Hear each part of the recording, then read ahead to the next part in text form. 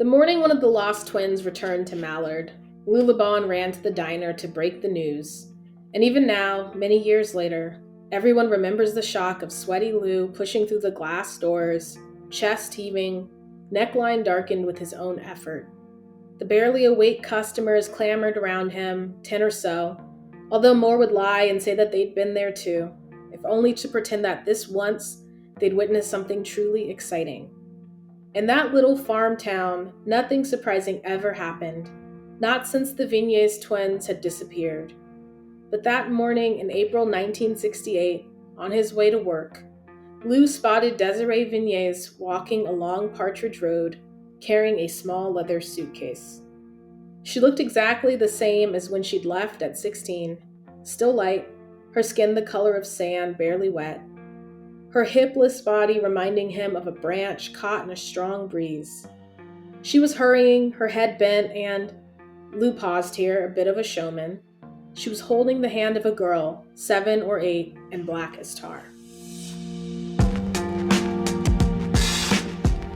The Vanishing Half by Brit Bennett is Waterstones' fiction book of the month in May, and so strongly do people feel about this novel that it's the first paperback to feature in our series This Is the Book. A story of twin sisters who live very different lives, one as a black woman, the other passing for white. Bennett's novel was first published last year as the impact of lockdown hit us all, and over in her native America, the murder of George Floyd stirred up debate and protest.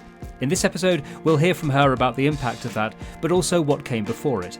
From her editor about the battle to get to publish her, and from early readers about why this is the book.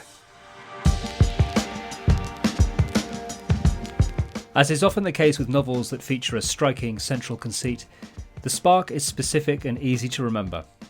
Brit Bennett began by telling me about the chat with her mum that planted this first seed. Really, I think I was in grad school at the time, and I was on the phone with my mother, who very offhandedly mentioned this town that she'd heard about as a child, where people were very obsessed with skin color. And she said it to me, like I said, very offhandedly, as if it were just something that everybody kind of knew. And I had never heard of places like this. I grew up in California in the 90s. So the idea of there being a town that is kind of almost genetically engineering its population in order to create a light-skinned population, that was something that felt like science fiction or something to me. So I just remember I wrote it. I remember pacing around my apartment on the phone while I was talking to my mother and writing it into the notes app of my phone as something that was just like an interesting thing that I had learned from talking to her and that I wanted to kind of look into more deeply. But at the time I was still working on my first book. So once I had finally finished that, that was when I was able to actually start diving into this story, which began with the idea of this town. What would it be like to come from a town that is so obsessed with skin color? And what's it like to live there as a light-skinned person, or what's it like to live there as a dark-skinned person? The first thing I was trying to do was, well, let me see if I can find places like this. But a lot of those towns no longer exist. So it kind of led me to this sort of dead end on Google Maps, which then to me, that was kind of what made the idea really come alive to me, was this feeling of the idea of writing about a place that is, no longer exists on a map. Like that idea made the idea of these towns feel less historical and more mythological. And that to me was what became really exciting, as kind of writing into that realm of myth and these kind of, the idea of the story being somewhat of an epic, that became so much larger to me in that moment, because I was struggling to find a paper trail for these types of places. And later when I was researching, I did find, random sociological reports in academic journals in the 1940s on JSTOR. And I would find these, random, almost kind of anthropological, almost the tone of these articles of, researchers, most likely white researchers who had ventured to these places and were kind of reporting back to be like, well, this is what those people looked like here, and these are their strange ways. This kind of really creepy and unsettling tone to these articles. But I found these reports that gave me that kind of grounded the story in a way for me of thinking about what the people might look like in a place like this, and why it would have this type of fascination to people who are outside of that community. But I think, I always loved the idea of this being this really insular community that is organized around this ideology that ends up having these huge ramifications in the lives of the people who live there and the lives of the people who once lived there and go elsewhere into the world. And with that, as you say, rather dry, factual basis, how did you go about creating your characters and also decide about the period that it's set in? Well, I think, first I thought about the idea of this town. And then the second thing that came to me was, okay, well, twin sisters coming from this place and deciding they'll live their lives in very different directions. So I knew I wanted to write about twins at the center of the book and thinking about the choices that these women make that take them into various places. But that was kind of all I knew at that point. So from there, I wanted to think about developing the twins and, thinking about who these women would be. I think that there are often a lot of cliches when you encounter stories about twins where either they feel like clones, like they feel too same, or they feel like polar opposites in every way. And I was trying to, hit somewhere between those extremes where you see that these are two women who've clearly grown up, together in kind of this single unit, the twins.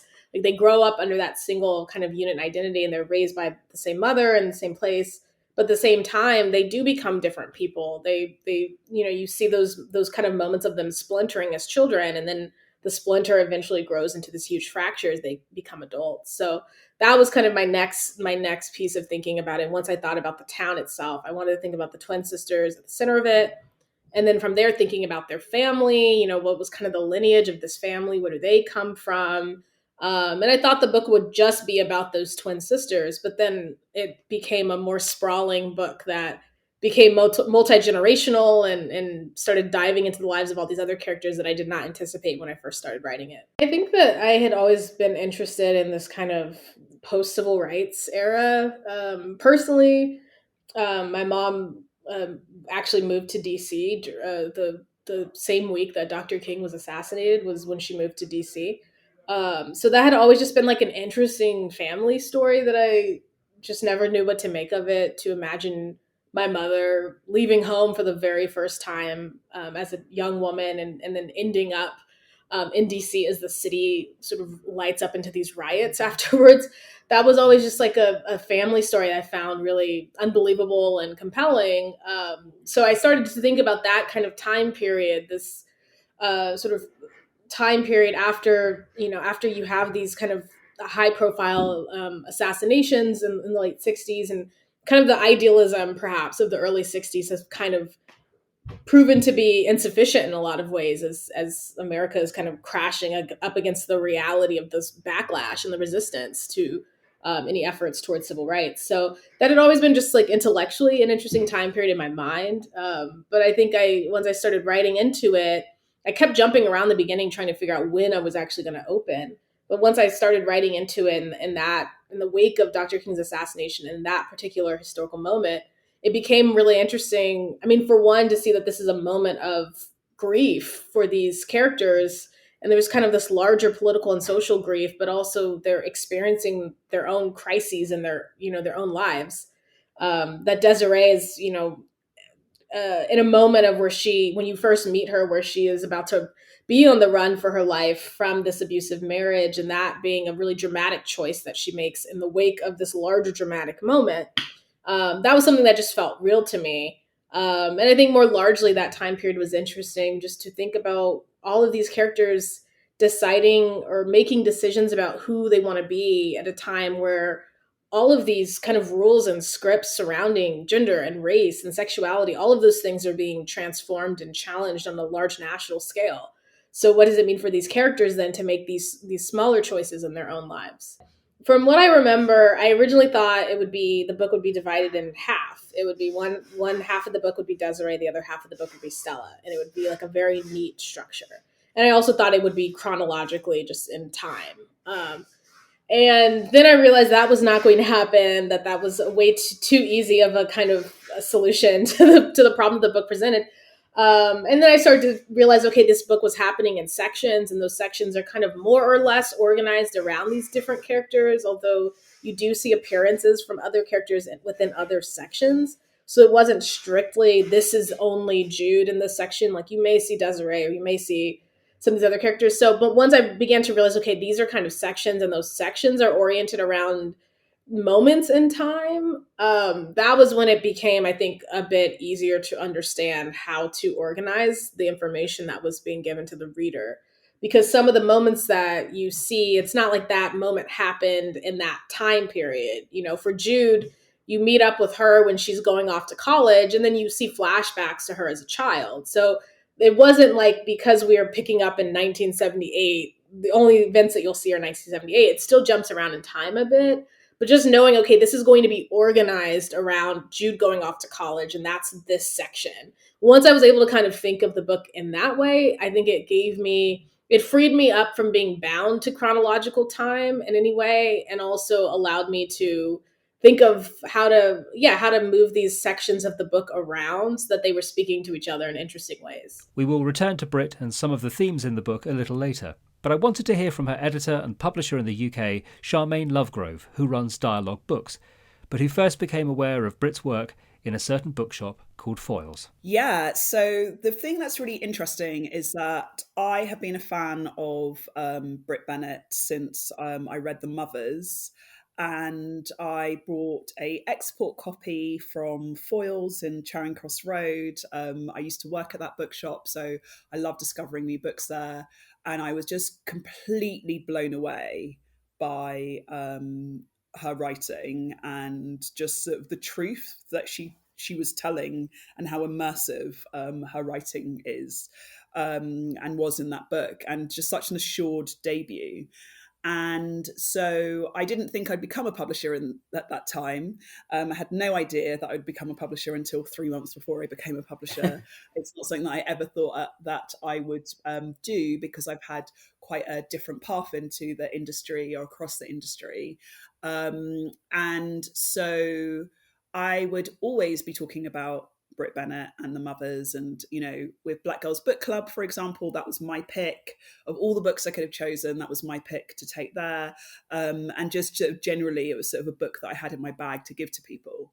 So when I started Dialogue, I knew that, you know, I basically thought that I would be sort of last in line to get such a book, because I knew that a lot of other editors were really up for Brit and her work, and were kind of gutted that they'd missed out on The Mothers, because it'd also done so well, and it's a brilliant book. So it was kind of culturally relevant and commercially brilliant. So I didn't really think I'd get a look in. But I had become really good friends with the agent, Julia Carden, and in New York. And basically, I used to be a scout, and when you're a scout, you have different ways of finding books. And books and manuscripts come into your inbox in ways that you can't really disclose. Um, um, and this book came to me in a way that I can't really disclose exactly how I got it. It wasn't through the agent, but I was at a party during London Book Fair, and I love parties. Like, I'm a real night owl. I love publishing parties. And I'd started the book before I went to a Saturday night party of another scout. And I basically went home early to finish it, which has never happened. So I received The Vanishing Half through a contact. They were like, you are going to love this book.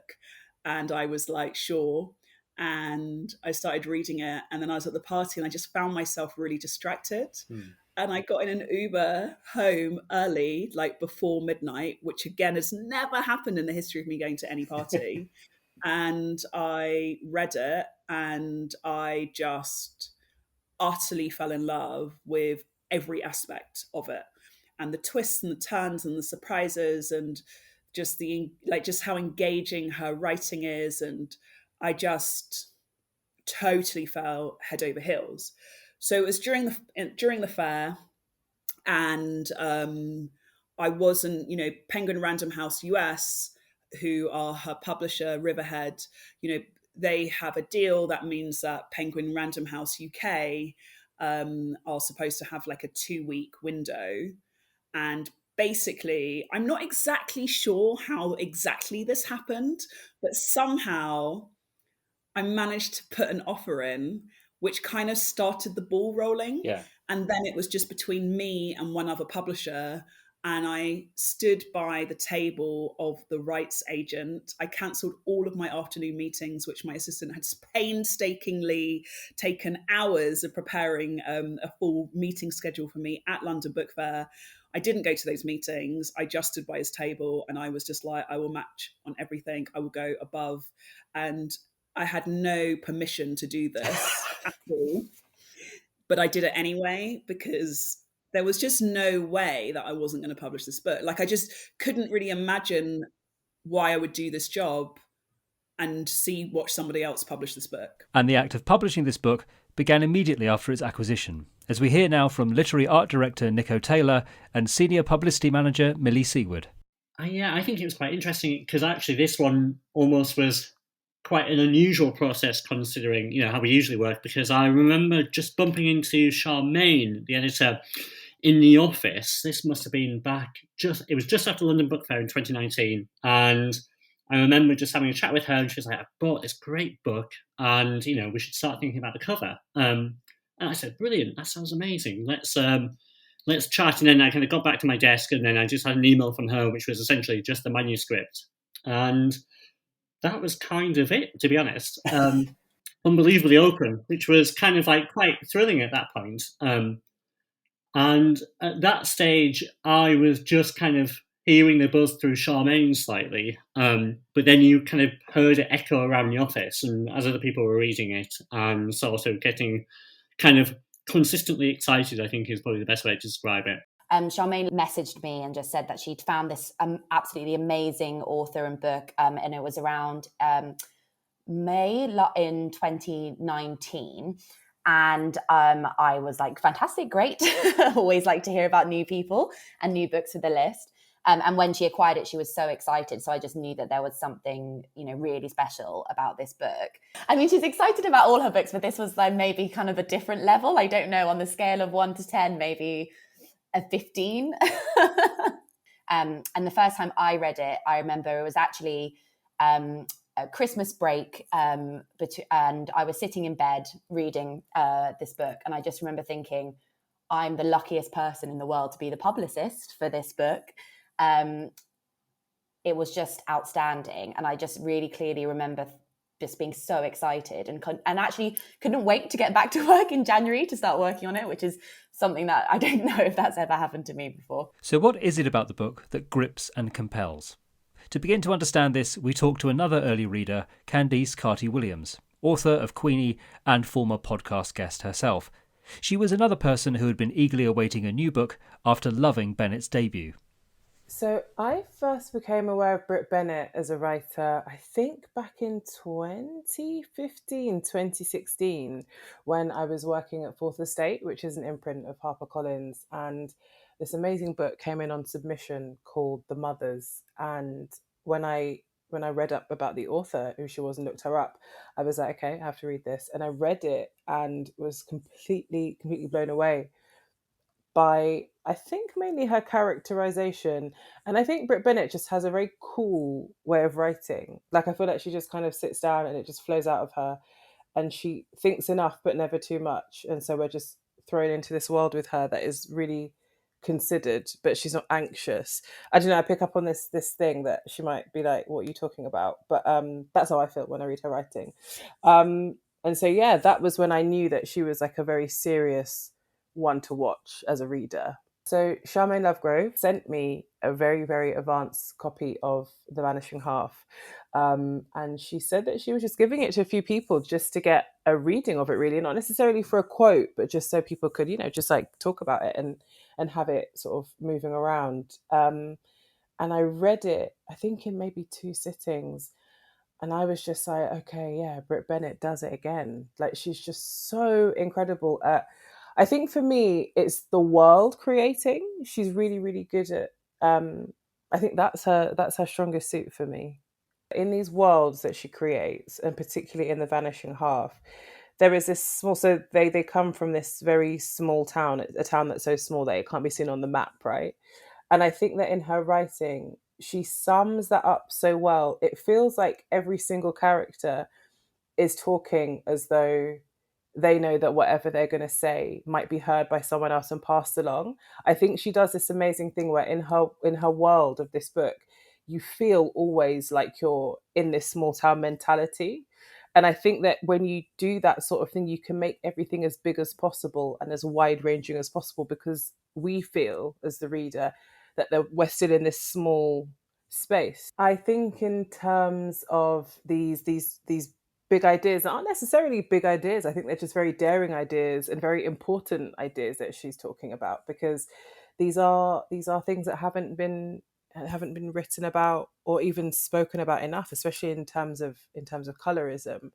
And I think that doing it in the way that she has in this small town where everyone is so light that there is potential for passing if they leave this tiny town, it's amazing. And then when Jude, who is the darker skinned daughter of Desiree, is moving around the town, that in particular, those bits always made me really uncomfortable, but I thought they're really important, just the way that everyone looked at not just her skin tone, but also her body. And they were trying to understand why this person who they almost saw as like a creature was in this town. Yeah, I think it's just I don't know how she. I think it's one thing to come up with the ideas, and I think it's another thing to execute them as well as Brit Bennett does. We heard earlier from Millie Seward that the enthusiasm of Charmaine Lovegrove means that the Charmaine-ometer always measures at least 10. How did The Vanishing Half measure up? Okay, so the reason that this is 100 on the Charmaine-ometer is because you're starting with one life that splits into two. And twins are really unusual. And to come from a village, where you appear as white, or you could pass as white, but you're actually black. That's actually an experience that the village that my maternal grandmother, she comes from, Calabash Bay, where a massive brilliant literary festival called Calabash, that's held every year in Jamaica. And actually in that village, then my grandma's family passes white. So there was already I had this experience of sort of Mallard, like I do actually understand that. And being a darker black woman, then I understood, there was like lots that I've already kind of understood whilst going in. But what I found really kind of actually spectacular about the book was that although it's about race, class, identity, like trans identity, for example, it's really a book about love and family and what it means to be whole. And so this kind of the universality kind of sits at the top, and then you have these really big themes throughout that just kind of bubble up at different times. And that's really difficult to achieve, and especially in a time where identity politics is just like at the tip of everybody's tongue. It's a thing that we're all discussing. Who gets to say what about whom is a massive topic. And so to be handled in such a unique way that brings everybody on the journey, regardless of race, gender, location, other protected characteristics, to sort of be able to do that in a really sort of subtle way, whilst also having quite a big story at the heart of it, these two sisters and their divergent paths, I was totally mesmerized by it. And so for me, it's the themes, the writing, and the journey that it brings the reader on is why it scores 100. The themes in this book are big and important, and with questions about who gets to tell whose story, I asked Brit about whether, as well as tackling racial identity, she had any qualms about tackling the issues surrounding her trans character, Reese. I mean, I think one of the challenges of this book was that I was writing outside of my direct experience in almost every way. Even the characters who are like me, these Black women characters, are not like me in the sense that, you know, these characters are living the time period where I was not alive, among their various other experiences. So I knew that going into the book, that was going to be a challenge. And I think that for a character like Reese, I was really aware of that because you know, I think for one, there's a long history of cisgender writers writing horrifically about trans characters. And there have been a lot of trans readers who have reached out to me since the book has come out that said they were kind of dreading that part of the book because they were expecting it to be awful. And that's like a heartbreaking thing to think that, you know, anytime you encounter a character who is similar to you in a book, the character is going to be dehumanized or killed or you know, harmed in some way. And that's what a lot of trans readers who've reached out to me have said that they were kind of expecting just as a sort of impulse. So I was aware of that history. And I think also, you know, I was aware of the potential for that if I knew that regardless of whether my intentions were good or not, that you still have the potential to do harm. And I think that I remember talking to somebody about this early on, and she's just told me, you know, she's like, the idea that you are nervous about this or you're afraid about it, it means that you recognize that you could do harm, and like that's important to recognize. And that was something that I kept in mind too. So I was aware the stakes felt very high for this character, but I think going into it, I knew that I would have to do research, reading primary accounts of transgender men during that time period, because again, I was not only writing outside of my direct experience, but also writing into a time period in which I was not alive. So I knew that researching this character required that. And I was also really lucky to have friends who read early drafts and gave feedback. I have a friend who I met in grad school is a trans scholar of history and literature. And he gave invaluable feedback in thinking about this character and making his life compatible with that time period and what this person's life would have been like. So I was aware of the stakes being high. I did not want to, you know, become part of a long tradition of really dehumanizing depictions of trans characters in fiction and pop culture. And yeah, I knew going into it that because I had the potential to do harm, I had to take it very seriously and not assume that good intentions were enough. So I think it's the love for oneself and the desire and opportunity to be loved by others. You know, those are sort of two things that are happening and sort of reoccurrent. And you know what you will forgive of yourself and what you will engage with others in order to be open to love. You know, those are things that we all have to grapple with. You know, one's not happy in a relationship if you don't feel comfortable in yourself. And where you have, say, this year, you know, we've seen people have a lot of mental health issues. People are just kind of unhappy in themselves because they haven't been able to express themselves. And when you're not able to live like your full and true life, then the deep unhappiness has really catastrophic effects on everything else.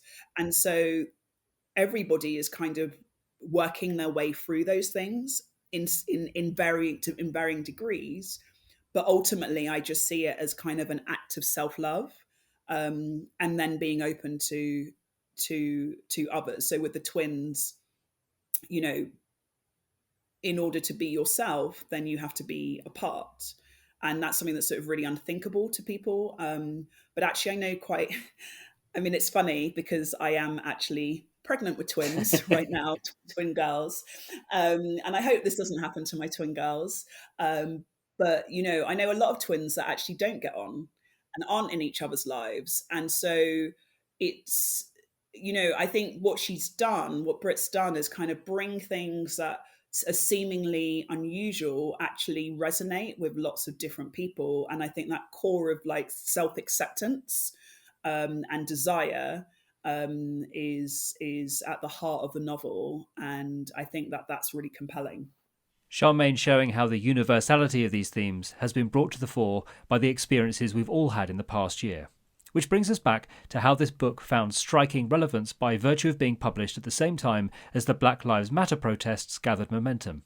The thing that I found the most interesting about publishing this book was, one, we'd done a ton of work to ensure that it was set up really well. You know, we put everything into it, basically, myself and the team and Brit. You know, we really put everything we had into this book.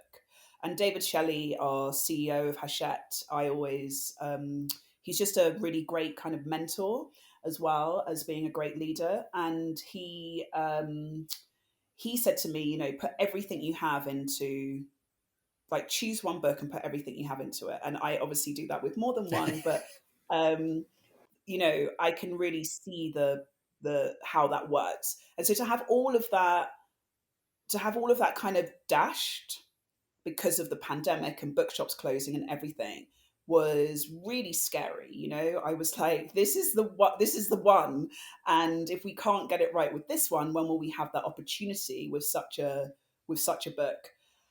And what happened, which I find really fascinating, is that, you know, obviously the tragic, terrible, brutal murder of George Floyd happened, and also the debate around trans lives happened in June of 2020 as we were publishing this book.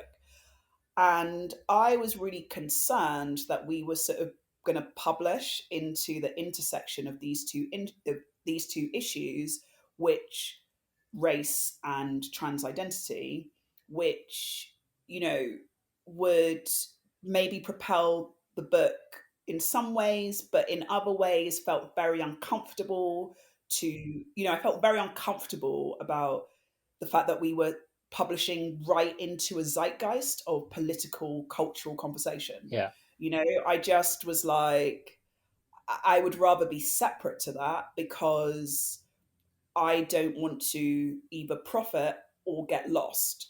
You know, I don't want to profit off of something that's happened and that's the conversation. And I also don't want to get lost because the conversation is so big. But what was really interesting is that right in the middle, that sweet spot of excellent, you know, trajectory of narrative, meant that people were just picking it up and reading it and loving it. And they were just like, I've read this in 24 hours. Like, you know, that basically people were doing what I did. They couldn't go to a party, but they were just sitting down, reading this book overnight and being like, coming online the next day and being like, I'm exhausted because I've stayed up all night from reading this book, but I'm bereft because it's finished. And, you know, what am I gonna do next? And what they weren't talking about was race and the trans identity.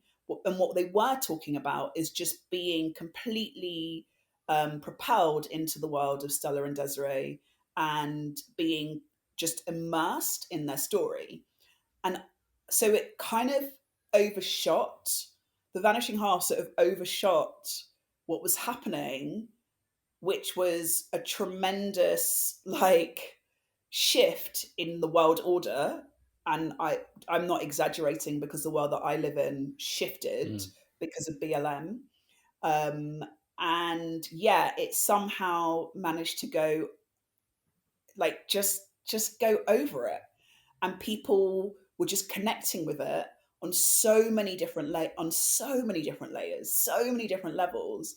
And I've never really seen anything like that before. And I just thought it was astounding, actually, and all testament to Brit's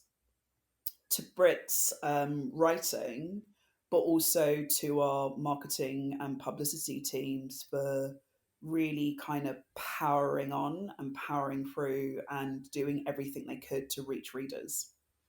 And to booksellers, of course. You know, I think it was, again, you can never predict the context in which a book emerges into the world. And you know, when I first started writing this book, I never thought that the book would be considered timely or relevant in any type of way. It's a book that's set, 50, 60 years in the past. So I didn't think that it would be considered topical when it came out, or that the conversation in the United States and throughout the world at the time in last June would turn so squarely onto race as a topic. So I think that's been really disorienting and pretty strange, that people have had a renewed, I guess, interest in talking about race and identity in a way that I didn't anticipate. But I think that this is a book that is really interested in particularly Black communities. It's not a book that's about Black people versus white people, really, or nor do I really have interest in writing about that as a central conflict. So much of it is about the complexities of Black communities and our relationships with each other. And to that point, to any point in which people who are not part of the Black community are interested in engaging with the story, I of course welcome that. But it's also not a story that I think is didactic or interested in teaching in any way. So it was strange, I think, to see the book kind of swept up in the kind of anti-racist reading list discourse, because I have told people time and time again that I am not an educator in any way. I am not qualified to teach you how to not be racist, nor am I interested in teaching you how to not be racist. So it's been very strange to kind of see that reading of the book, which of course I also could not have anticipated. But at the same time, it was also cool to see people turn to books in that moment, because I think that's not, you know, every time you have a moment of crisis, I don't know that it's a common thing to see people turn to books. So I think that a combination, to me, it felt like a combination of being trapped inside and also experiencing these moments of national trauma, that people were turning to books, and turning to Black authors, which is also nothing that I could have ever really anticipated. Which leads us to 2021. And with the paperback now available and highlighted by Waterstones as its book of the month, what do Charmaine and Brit hope for its future? So now I'm really excited for the nation's book clubs. I'm really excited for all of those people who have, come to reading in a way that was totally new for them over the past year. But I'm really excited specifically about the book clubs, because I think there's a really fervent and sort of rich conversation to be had around the book. And there's so many different topics, as we've said.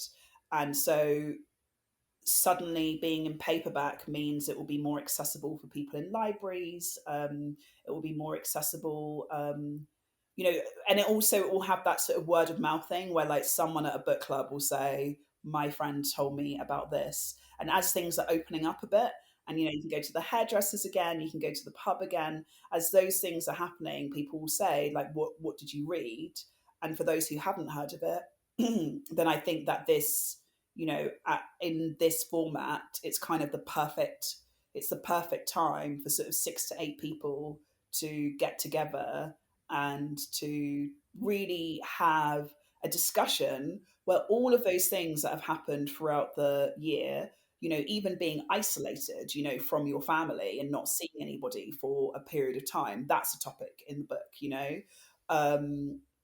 Although it's not pandemic related, it's still something that we can sort of reflect on now in a different, what we might not have done a year ago, 2 years ago.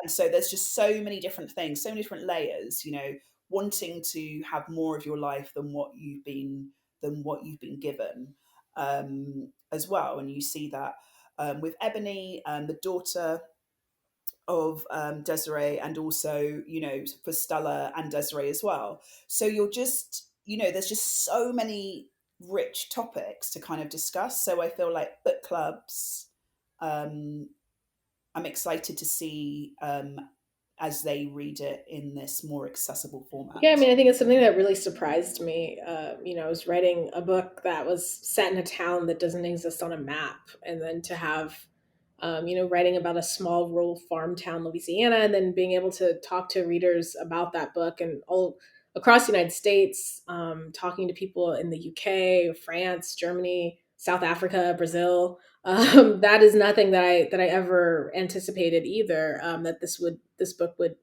would be so interesting to readers so far outside of its original context.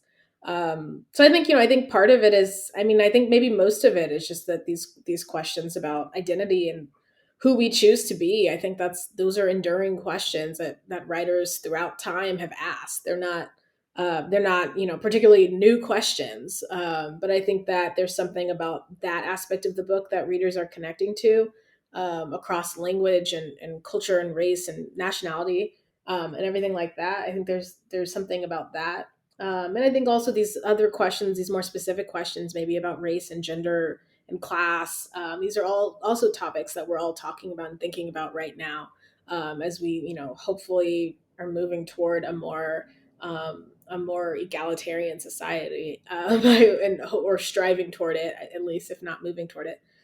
So I think there's something about the combination of those two questions that people have been engaged with. And also I think at its heart's about a family. I had a reader who reached out to me the other day, who said that the book made him reach out to his cousin who he hadn't spoken to in a while.